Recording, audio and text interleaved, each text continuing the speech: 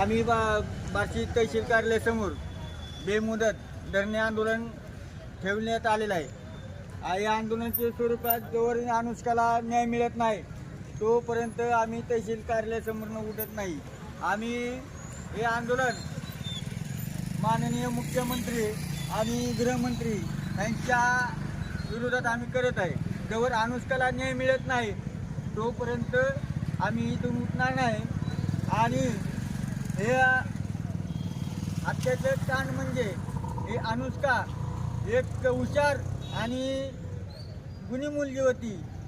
त्या मुलीला मारण्याचं कारण की ही दलिताची मुलगी आहे आणि हुशार आहे। त्या अनुष्काचं पहिलीपासून ते 6वीपर्यंत 5वीपर्यंत त्या मुलीचा वर्गामध्ये पहिला नंबर येत होता आणि दुसऱ्या विषयामध्ये ते संविधान तिचा अर्धपाठ झालेलं होतं। आज ते बाबासाहेबाच्या विचारावर ते अनुष्का अभ्यास करत होती। अनुष्का म्हणजेच ही नव्हती तर ते एक चालूच्या विद्यार्थ्याला प्रेरणा देणारी मुलगी होती। अनुष्का गरीब घराण्यातली मुलगी असून तिनं चांगलं म्हणजे तिच्या कालावधीमध्ये तिनं चांगलं तिचा परिक्रम गाजवलेलं होतं।